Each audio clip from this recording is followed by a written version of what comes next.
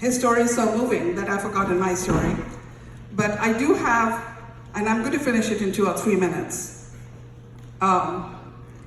In 2010, I went to India to do my master's thesis, PhD thesis, actually, field work for that. And someone was assigned to me as the driver and angrakshak, which is security, because sometimes a woman needs security to move into village areas. And that's what I was doing. I was working among domestic laborers going into colonies. And he was this most loyal, most friendly, wise man who did everything for me, from stringing to taking pictures, and his pictures are part of my PhD thesis. He did everything except take me where I wanted to. And that was his job. And I never understood it for the longest period of time, what was happening. Even when there were big signs pointing in the direction, he would take a wrong turn. My relationship with him matured, and it was only in the 5th or 6th year I realized that he couldn't read a word. Sohan Singh was illiterate. His parents never found the means to educate him. They just pushed the 12-year-old boy into one of the northern India's biggest cities and told him to fend for himself.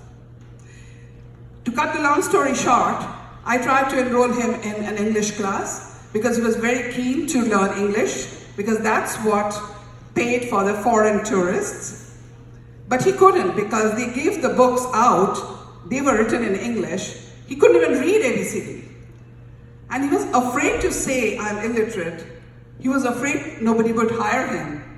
It was a stigma. Again, a longer chapter short, he had 3 children, and his only dream was that those children get educated. And when I was by myself, my husband, with the help of my husband, Dr. Goel, we tried to fund him a little. And his eldest daughter is just like Juan, the brand ambassador in India. She graduated high school in the 1st division, and she's finished 1.5 years of college, and she's training to be a teacher.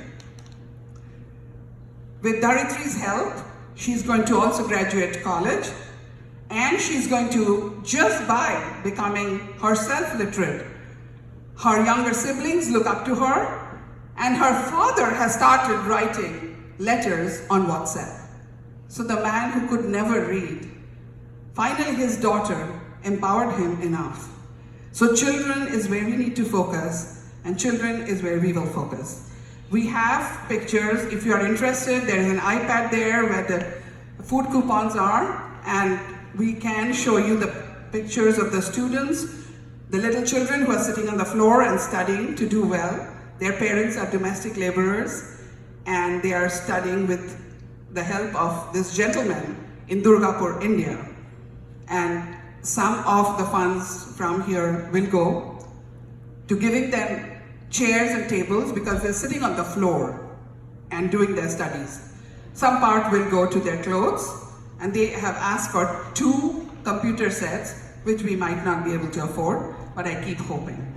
That having said, my story is over. I invite very popular, very kind, and charismatic artist Jean-René Balakite to come here and start his music. And we will have later Nandonik dance troupe, who are so committed to our cause that they've driven from Pittsburgh all the way here to present their performance on Nobel laureate Rabindranath Tagore's dance drama Chandalika. They're calling it Tomari Mati Konna, Daughter of Your Earth. Again, the same theme, that we are all your children. We are all children of the same earth. Thank you. All over.